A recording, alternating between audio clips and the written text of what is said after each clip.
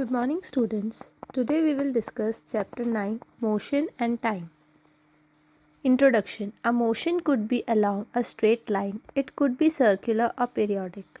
जो मोशन होता है वो एक स्ट्रेट लाइन में भी हो सकता है, वो सर्कुलर भी होता है और पीरियोडिक भी होता है. It is common experience that the motion of some objects is slow while that of some other is fast.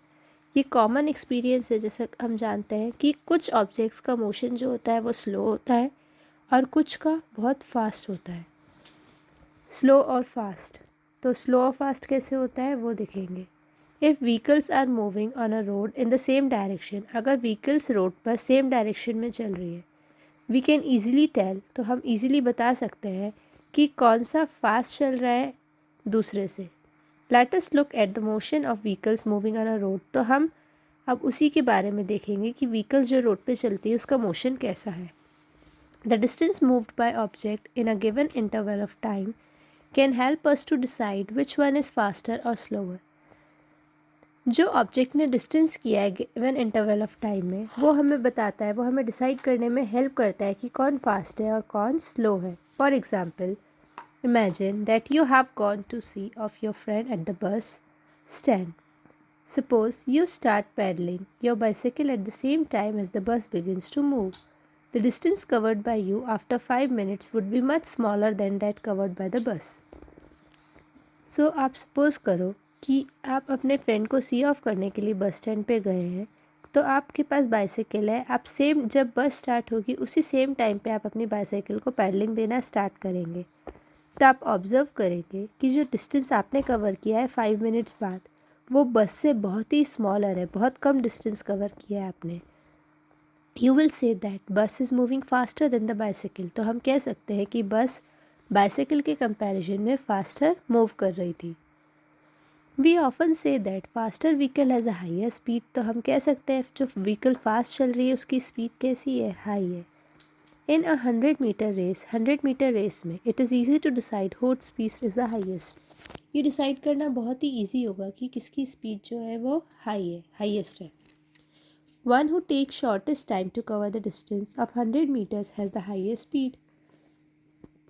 वो पर्सन जिसने 100 मीटर्स का डिस्टेंस कवर करने में सबसे शॉर्टेस्ट टाइम लिया है, सबसे कम टाइम लिया, उसी की सबसे हाईएस्ट स्पीड होगी. सो स्पीड क्या होती है? We call the distance covered by an object in a unit time as the speed of the object. हम डिस्टेंस को क्या बोलते हैं कि ऑब्जेक्ट ने एक यूनिट टाइम में कितनी स्पीड कवर की है. When we say that a car is moving with a speed of 50 kilometres per hour, जब हम कहते हैं कि कार ने 50 किलोमीटर पर आवर की स्पीड में चल रही है, so it implies that it will cover distance of 50 kilometre in 1 hour. तो हम क्या कह सकते हैं कि उसने डिस्टेंस कवर किया है 50 किलोमीटर 1 घंटे में. However, a car seldom moves with a constant speed for 1 hour.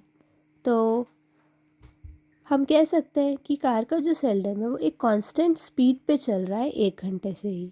In fact it starts moving slowly and then picks up speed. तो हम ये भी कह सकते हैं कि वो स्लोली मूव कर रहा था, देन उसने अपनी स्पीड पकड़ी. So when we say that the car has a high speed of 50 km per hour, we usually considered only the total distance covered by it in 1 hour. तो जब हम कहते हैं कि कार की स्पीड जो थी वो 50 किलोमीटर पर आवर पे थी, तो हम यही कह सकते हैं कि कार ने टोटल डिस्टेंस कितना कवर किया है 1 घंटे में. We do not bother whether the car has been moving with constant speed or not during that hour. हम ये नहीं बॉदर करेंगे कि कार जो है एक कांस्टेंट स्पीड पे चल रही थी या घंटे के हिसाब से चल रही थी.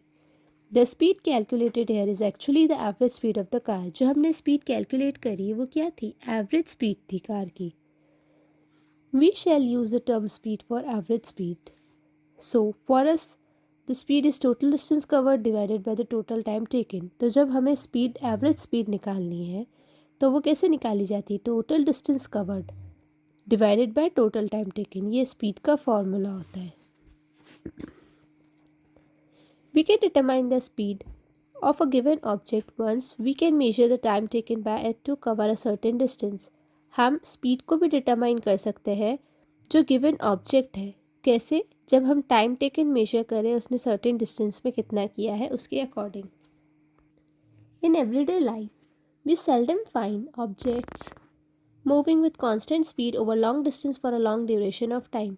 हम रोज की लाइफ में ये भी हम कुछ ऑब्जेक्ट्स ऐसे भी देखते हैं जो कांस्टेंट स्पीड पे लॉन्ग डिस्टेंस ट्रैवल कर लेते हैं और कुछ लॉन्ग ड्यूरेशंस ऑफ टाइम पे। If the speed of an object moving along a straight line keeps changing its motion, it is said to be non-uniform. अगर कोई भी ऑब्जेक्ट की मूविंग स्पीड एक स्ट्रेट लाइन में चल रही है जो अपना मोशन चेंज करती जा रही है उसे हम कहते हैं non uniform. On the other and an object moving along a straight line with constant speed, और दूसरी तरफ अगर हम देखते हैं कोई ऑब्जेक्ट स्ट्रेट लाइन पे चल रहा है कॉन्स्टेंट स्पीड से तो उसे हम कहते हैं uniform motion. In this case, तो इस केस में average speed is the same as the actual speed, तो इसमें एवरेज स्पीड जो है वो एक्चुअल स्पीड से बिल्कुल सेम है। Measurement of time. Our ancestor notice that many events in nature repeat themselves after definite interval of time. तो हमारे एंसेस्टर ने नोटिस किया कि काफ़ी सारे इवेंट्स ऐसे होते हैं जो नेचुरली रिपीट करते हैं खुद को डेफिनेट इंटरवल ऑफ टाइम में। For example, they found that the sun rises every day in the morning. उन्होंने देखा कि जो सन है वो हमेशा राइज करता है मॉर्निंग के टाइम पे ही। The time between one sunrise and the next was called a day. जो एक सनराइज से नेक्स्ट सनराइज तक होता है उसे हम कहते हैं day. Similarly a month was measure from one new moon to the next. Month को कैसे मेजर किया जाता है? वन न्यू मून से दूसरे न्यू मून तक। अ ईयर वॉज फिक्स्ड, यह भी फिक्स्ड है। Time taken by the earth to complete one revolution of the sun. जब सन का वन रिवोल्यूशन कंप्लीट कर देता है तो उससे हम हमारा ईयर का टाइम डिसाइड करते हैं। Clock. Often we need to measure interval of time which are much shorter than a day. Clocks और watches are perhaps the most common time measuring devices. अगर हमको इंटरवल ऑफ टाइम मेजर करना है so shorter than a day, जो day से भी छोटे होते हैं। हमने ये देखा कि टाइम जो एक सनराइज से दूसरा सनराइज सनसेट उसके अकॉर्डिंग हम टाइम डिसाइड करते हैं। एक डे बताते हैं कि एक सनराइज से दूसरे सनराइज तक एक दिन हो जाता है। अगर हमें उससे भी छोटा टाइम कैलकुलेट करना है तो किससे करेंगे? तो उसके मोस्ट कॉमन एग्जाम्पल है क्लॉक्स और watches. Nowadays, most clocks or watches have an electric circuit with one or more cells. These clocks are called quartz clock. The time measured by quartz clock is much more accurate than by the clocks available earlier. So, अभी क्या आ गई? काफ़ी सारी clocks और watches आ गई है जिसमें electric circuit होता है, जिसमें वन और मोर से ज़्यादा सेल होता है, एक या एक से ज़्यादा सेल होता है। इन क्लॉक्स को हम कहते हैं क्वार्ट क्लॉक्स। और जो क्वार्ट्स क्लॉक टाइम मेजर करती है वो बहुत ज़्यादा एक्यूरेट होता है पहले के कंपैरिजन में। The working of clocks is rather complex. जो क्लॉक्स की वर्किंग होती है वो बहुत कॉम्प्लेक्स होती है, but all of them make use of some periodic motion, but सब में एक पीरियोडिक मोशन चलता है। One of the most well known periodic motion is that of simple pendulum. अगर हम देखें वेल नोन पीरियोडिक मोशन कौन सा होता है तो वो होता है सिंपल पेंडुलम। ये देखिए, वॉल क्लॉक है, टेबल क्लॉक, डिजिटल क्लॉक, ये है simple pendulum. Different position of bob of an oscillating simple pendulum. अगर हम पेंडुलम को मूव करें तो इसकी डिफरेंट पोजीशन है। A simple pendulum consist of small metallic ball. Simple pendulum में एक स्मॉल मेटेलिक बॉल होती है। पीस ऑफ स्टोन होता है, एक स्टोन का पीस होता है suspended from rigid stand by a thread, जो एक थ्रेड से लगा हुआ होता है। The metallic ball is called the Bob of the pendulum, और यही मेटेलिक बॉल क्या कहलाती है? Bob of pendulum. Figure shows the pendulum at rest in its mean position. ये फिगर बताता है पेंडुलम अपने रेस्ट पे है। When the Bob of the pendulum is released, अगर हम पेंडुलम की बॉब को रिलीज करें, छोड़े, after taking it slightly to one side, ऐसे एक साइड पे ला करके, so it begin to move to and fro, तो ये टू एंड फ्रो मूव करने लग जाएगा, आगे पीछे मूव करेगा। The two and fro motion of simple pendulum is an example of periodic और एन ऑसिलेटरी मोशन, और यही एग्जाम्पल होता है पीरियोडिक मोशन या फिर ऑसिलेटरी मोशन का। जब हमने ये आपका रेस्ट पोजीशन पे था, जब आप इसको पीछे की तरफ लाए और आपने इसको रिलीज़ किया, छोड़ा, तो ये टू एंड फ्रो मोशन में घूमने लगा, और इसी को हमने कहा पीरियोडिक और oscillatory motion. The pendulum is said to have completed one oscillation when it's bob. Pendulum को जब वो अपना एक ऑसिलेशन कंप्लीट ले लेता है, starting from its mean position 0 moves to A to B and back to O. जब वो A to B में आ जाता है, B to O पे वापस से आ जाता है, तो ये एक वन ऑसिलेशन कहलाता है. The pendulum also complete one oscillation when its bob moves from one extreme position A to the other extreme position B and come back to A. ये तब भी कंप्लीट कहलाएगा जब आपका बॉब एक एक्सट्रीम पोजीशन A से B पे जाए, B से A पे आए, तो भी ये एक ऑसिलेशन कहलाएगा. The time taken by the pendulum to complete one oscillation, pendulum अब अपना एक ऑसिलेशन कंप्लीट करता है, उसी को हम कहते हैं टाइम पीरियड. अब हम एक इंटरेस्टिंग स्टोरी पढ़ने जा रहे हैं. So there is an interesting story about the discovery that the time period of given pendulum is constant. जब हमने डिस्कवरी करी थी टाइम पीरियड की पेंडुलम से, वो कांस्टेंट थी. You might have heard the name of famous scientist Galileo Galilei. जो Galileo Galilei का आपने नाम सुना होगा. It is said that once Galileo was sitting in a church, जब गैलीलियो चर्च में बैठे हुए थे, ऐसा कहा जाता है, he noticed that a lamp suspended from the ceiling with a chain was moving slowly from one side to the other. एक लैम्प वहाँ पे सीलिंग दीवार पे लगा हुआ था, जिसकी चेन स्लोली एक साइड से दूसरी साइड मूव कर रही थी. तो he was surprised, वो उसको देख के सरप्राइज हुआ. That pulse beat the same number of times during the interval in which the lamp complete one oscillation. हमारी पल्स भी ऐसी ही बीट करती है जैसे कि ये लैम्प एक ऑसिलेशन कंप्लीट करता है. गैलीलियो एक्सपेरिमेंटेड, तो गैलीलियो ने एक्सपेरिमेंट किया अलग अलग पेंडुलम से टू वेरीफाई हिज ऑब्जर्वेशन, अपनी ऑब्जर्वेशन को वेरीफाई करने के लिए. तो उन्हें क्या ढूंढा? He found that pendulum of given length takes always the same time to complete one oscillation. तो उन्होंने ढूंढा कि जो पेंडुलम था वो हमेशा सेम टाइम ले रहा है एक ऑसिलेशन को कंप्लीट करने में. This observation lead to the development of pendulum clocks, और इसी ऑब्जर्वेशन की वजह से पेंडुलम क्लॉक्स का इन्वेंशन हुआ. Winding clocks and wrist watches वो refinement of the pendulum clocks. हमारी जो रिस्ट वॉच होती है और वाइंडिंग क्लॉक्स होती है, वो पेंडुलम क्लॉक्स का ही एक रिफाइनमेंट है, उसी का एक टाइप है. Units of time and speed. अब टाइम और स्पीड की हमने टाइम के बारे में पढ़ लिया, स्पीड के बारे में पढ़ लिया, अब हम उसकी यूनिट्स के बारे में पढ़ते हैं. The basic unit of time is a second. Time की बेसिक यूनिट होती है सेकेंड, जिसका सिंबल होता है एस. अगर उससे लार्जर यूनिट देखें तो वो होती है minutes, MIN, hours, H. You already know how these units are release to one another. ये हम सब जानते हैं कि ये यूनिट्स एक दूसरे से रिलेटेड होती है, second, minutes and hours. Since the speed is distance per time, हमने देखा कि स्पीड क्या होती है, distance upon time. So basic unit क्या हो गई स्पीड की? Minute divided by second. Distance means minute, time means second. Of course it could also be expressed in other unit symbol such as m divided by minute और kilometre per hour. उसकी दूसरी units भी हो सकती है, m upon minute and kilometer upon hour. Different units of time are used depending on the need. Different units जो होती है टाइम की, वो ज़रूरत के अकॉर्डिंग आप यूज़ करेंगे कि आपको कब कौन सी यूनिट यूज़ करनी है. For example, it is convenient to express your age in years. अगर आपकी एज आपको एक्सप्रेस करनी, बतानी, तो आप ईयर्स में बताएंगे रेदर देन डेज और आवर्स, ना कि डेज और आवर्स में बताएंगे. If it will not be wise to express in years the time taken by you to cover the distance between your home and your school. अगर आपको आपके home और स्कूल के बीच का डिस्टेंस बताना है तो आप उसमें ईयर तो यूज़ नहीं करोगे. The smallest time interval that can be measured with commonly available clocks and watches is 1 second. Smallest time interval जो आपकी क्लॉक्स और वॉचेस मेजर कर सकती है वो होता है 1 सेकेंड.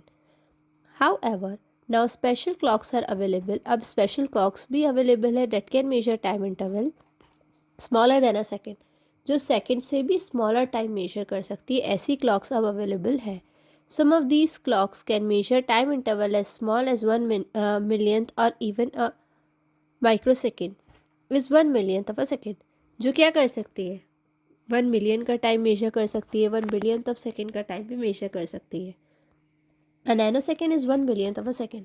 Nanosecond क्या होता है? 1 billionth of a second है. Clocks that measure such small time interval, वो क्लॉक जो ऐसे स्मॉल टाइम इंटरवल मेजर कर सकती है वो है साइंटिफिक रिसर्च की वजह से. और वो साइंटिफिक रिसर्च में ही यूज़ किया जाता है। The time measuring devices used in sports, जो स्पोर्ट्स में यूज़ करते हैं हम time measuring device, can measure time interval that are 1/10 और 100 ऑफ अ सेकेंड। जो सेकेंड का 1/10 और 100 होता है, ऐसे डिवाइसेस हम यूज़ करते हैं। On the other end, times of historical events are stated in terms of centuries और मिलेनियम्स। अगर आप देखें हिस्टोरिकल इवेंट्स का जो टाइम होता है वो हम सेंचुरी और मिलेनियम्स में देखते हैं। The ages of stars and planet, stars और प्लानट की एजेस हम बिलियंस ऑफ ईयर्स में कंपेयर करते हैं। Test yourself, which of the following activities will you measure in years. यहाँ पे आपको एक एक्टिविटी दी हुई है विच इज़ योर होमवर्क, ये आपको खुद करना है। मैं समझा देती हूँ आपको क्या करना है। एक्टिविटी दी हुई है जिसमें आपको ईयर्स, मंथ्स, वीक्स, डेज क्या किस में मेजर करोगे वो बताना है। अगर ईयर है तो आप वाई राइट करोगे, मंथ के लिए एम, वीक के लिए डब्ल्यू एंड डेज के लिए डी आप लिखोगे हर स्टेटमेंट के सामने। योर स्कूल्स फर्स्ट टर्म, जो आपके स्कूल का फर्स्ट टर्म होता है वो कब होता है? Years, months, weeks, days. Changing of a bird into a flower, bird flower में चेंज होती है, कितना टाइम लगता है? Third, time taken by the moon to take complete one revolution of the earth, जो मून आपका रिवोल्यूशन लेता है अर्थ के आसपास एक वन रिवोल्यूशन, उसमें कितना टाइम लगता है? Journey by train from Kolkata to Delhi, Kolkata से दिल्ली जाने की जर्नी में कितना टाइम लगता है? अकरेंस ऑफ योर बर्थडे, आपका बर्थडे कितने कब आता है? तो ईयर्स, मंथ, वीक्स, डेज, इसके अकॉर्डिंग आप यहाँ पे ये फिल करेंगे। Next, measuring speed. Having learned how to measure time and distance, you can calculate the speed of an object. आपने पढ़ा कि आप टाइम और डिस्टेंस कैसे कैलकुलेट कर सकते हैं, तो आप इसी तरह स्पीड भी कैलकुलेट कर सकते हैं। Rockets launching satellites into earth's orbit often attain speed up to 8 kilometre per second. Rockets और लॉन्चिंग सैटेलाइट्स जो अर्थ ऑर्बिट ने लॉन्च की है वो किस स्पीड में होती है? 8 किलोमीटर पर सेकेंड में। On the other end, tortoise can move only with a speed of about 8 centimetres per second. Tortoise जो होता है वो किस स्पीड से चल सकता है? ओनली 8 सेंटीमीटर पर सेकेंड में। You can calculate how fast is the rocket compared with the tortoise, आप कैलकुलेट कर सकते हो अब कि जो आपका रॉकेट है, रॉकेट के कंपैरिजन में टॉर्टोइज कैसे फास्ट चल रहा है या स्लो चलता है। You may now compare your speed of walking और cycling with that of your friends. अब आप आपकी स्पीड कि आप चल रहे हैं, जो आपकी स्पीड क्या है और साइकिलिंग की स्पीड क्या है वो भी आप मेजर कर सकते हैं with your friend. You need to know the distance of the school from your home और फ्रॉम सम अदर पॉइंट्स, लेकिन उसके लिए आपको आपके स्कूल से लेकर के घर तक का डिस्टेंस पता होना चाहिए या जो भी पॉइंट आप कैलकुलेट करने वाले हैं। Each one of you can then measure the time taken to cover the distance and calculate your speed। तो इसी अकॉर्डिंग आप, अगर आपको स्टार्टिंग और एंड पॉइंट का डिस्टेंस पता है, so you can calculate the speed. It may be interesting to know who amongst you is the fastest, और ये आपको जानने में बहुत अच्छा लगेगा कि आप दोनों में से फास्ट कौन थे। Finding distance and time. Once you know the speed of an object, जब आपको ऑब्जेक्ट की स्पीड पता है तो you can find the distance move by it in a given time. तो आप एक गिवन टाइम में आपने कितना डिस्टेंस कैलकुलेट करा वो आप ढूंढ सकते हैं। All you have to do is multiply the speed by the time. आपको करना क्या है डिस्टेंस कैलकुलेट करने के लिए? स्पीड और टाइम को एक दूसरे से मल्टीप्लाई कर दो 10। डिस्टेंस कवर्ड का फॉर्मूला क्या हो जाएगा? Speed into time. And time taken का फॉर्मूला क्या हो जाएगा? Distance upon speed. एक फॉर्मूला आपने स्टार्टिंग में देखा था, सेकंड, थर्ड, 3 फार्मूलाज आप अभी तक पढ़ चुके हैं। अगर आपको डिस्टेंस कैलकुलेट करना है तो स्पीड को टाइम से मल्टीप्लाई कर दीजिए, अगर आपको टाइम कैलकुलेट करना है तो डिस्टेंस को स्पीड से डिवाइड कर दीजिए। Speedometer and odometer. You might have seen a meter, आपने मीटर देखा होगा fitted on a top of scooter, जो स्कूटर के टॉप पे फिट होता है इस तरह का, या मोटरसाइकिल पे। Similarly, meters can be seen on the dashboard of the cars, buses and other vehicles। वैसे ही मीटर्स आपको कार, बसेस और दूसरे व्हीकल्स के डैशबोर्ड पे भी दिखेंगे। One of the meter has, meter पे क्या होता है? किलोमीटर पर हार लिखा हुआ होता है एक कॉर्नर में, जैसे इस मीटर पे भी आपको दिखेगा ऑन कॉर्नर किलोमीटर पर आर, ये लिखा हुआ है। दिस इज कॉल्ड स्पीडोमीटर और इसी को हम कहते हैं speedometer. There is also another meter that measure the distance move by the vehicle. This meter is known as odometer. एक और मीटर ऐसा ही होता है जो व्हीकल का डिस्टेंस कैलकुलेट करता है, उसको हम कहते हैं ओडोमीटर. नेक्स्ट आता है distance time graph. There are many types of graph such as, काफ़ी तरह के ग्राफ्स होते हैं जैसे कि bar graph, pie graph, line graph et cetera. तो distance time graph is a line graph. तो जो डिस्टेंस टाइम ग्राफ होता है वो कहलाता है line graph. Let us learn to make such a graph. तो वो ग्राफ कैसे बनता है वो हम देखते हैं. आपको यहाँ पे दे रखा है serial number, time and distance. ये जो टाइम है एंड दिस डिस्टेंस, आपको अगर ग्राफ के ड्रॉ करना है तो ये कहलाता है आपका लाइन ग्राफ, जिसमें आपको टाइम लिखना होगा यहाँ पे एंड डिस्टेंस होगा आपका यहाँ पे. आप टाइम, आपकी जैसे कि ग्राफ बनाया जाता है उसके अकॉर्डिंग आप यहाँ पे आपका टाइम और डिस्टेंस कैलकुलेट करेंगे. Choices of scales. अब स्केल की चॉइसेस कैसे देखते हैं. Generally the choices of scale is not as simple as the example given in figure B and C. जो स्केल की चॉइसेस होती है, आप कितना डिस्टेंस लेंगे, कितने का गैप होना चाहिए, कैसे होना चाहिए, वो ईजी नहीं है. We may have to choose two different scales to represent the desired quantities on the x-axis and y-axis. Let us try to understand this process with an example. तो हम ये process example से देखते हैं. Let's assume the total distance covered by the bus is 80 kilometre. तो आप assume कर लो कि जो बस ने एक total distance cover किया है वो है 80 kilometre. If we decide to choose a scale 1 kilometre is equal to 1 centimetre, हमें कितनी एक्सिस ड्रॉ करनी पड़ेगी, 80 सेंटीमीटर तक लिखना पड़ेगा, जो कि पॉसिबल नहीं है शीट ऑफ पेपर पे ड्रॉ करने के लिए. On the other scale 10 kilometre is equal to 1 centimetre will required on axis of length only 8 centimetre. अगर हम 10 किलोमीटर को 1 सेंटीमीटर ले लेते हैं तो उसमें आपको सिर्फ 8 सेंटीमीटर की एक्सिस चाहिए होगी. This scale is quite convenient. तो ये स्केल तो कन्वीनियंट है, आप ड्रॉ कर सकते हैं. However, the graph may cover only a small part of graph paper. जो ग्राफ अगर आपको कवर करना है तब आपको small amount of graph paper में ही लिखना होगा.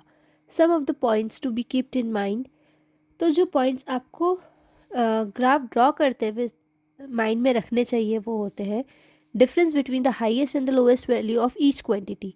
जो आपके पास हाईएस्ट वैल्यू और लोएस्ट वैल्यू, उसमें कितना डिफरेंस है, आप कितना कैसे क्वांटिटी के बीच में कितना गैप दे सकते हैं वो देखना होगा. The intermediate value of each quantity के बीच में इंटरमीडिएट वैल्यू कितनी होनी चाहिए so that scale chosen is convenient. तो जो आप स्केल्स वैल्यूज़ ऑफ ग्राफ के लिए जो स्केल लेंगे वो आपके लिए कन्वीनियंट हो.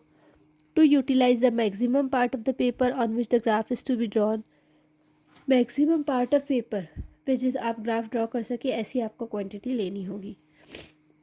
Suppose that you are given a graph paper of size 25 centimetre into 25 centimetre के आपके पास ग्राफ पेपर है. One of the scale which meets the above condition and accommodate the data to be table could be. तो वो scale जो होगी वो क्या हो सकती है, डिस्टेंस 5 किलोमीटर का होगा equals to 1 centimetre, time 6 minutes is equal to 1 centimetre. Distance time graph provide a variety of information. तो डिस्टेंस टाइम ग्राफ में वेराइटी ऑफ इन्फॉर्मेशन आपको मिल जाती है जब हम डाटा से कंपेयर करेंगे टेबल में. For example, information about the distance, आपको इन्फॉर्मेशन मिलेगी डिस्टेंस जो बस ने मूव किया है only at some definite time interval, किसी डेफिनेट टाइम इंटरवल पे ही आपको उसकी इन्फॉर्मेशन मिलेगी. On the other hand, from distance time graph we can find the distance move by the bus at any instant of time. Distance time graph की वजह से हमें हर एक इंस्टेंट ऑफ टाइम पे कि इस टाइम पे उसने कितना डिस्टेंस कवर किया, इस टाइम पे कितना डिस्टेंस कवर किया, आपको पता लग सकता है. Suppose we want to know how much distance the bus है ट्रैवल एट 8:15 AM. अगर आपको जानना है उसने 8:15 AM पे कितना डिस्टेंस ट्रैवल किया, we mark the point corresponding to the time 8:15 on the x axis. Suppose this is A. Next we draw line perpendicular to x at point A, जिसे आपके पास ये डिस्टेंस टाइम ग्राफ है. ये आपका time है, ये आपका डिस्टेंस है.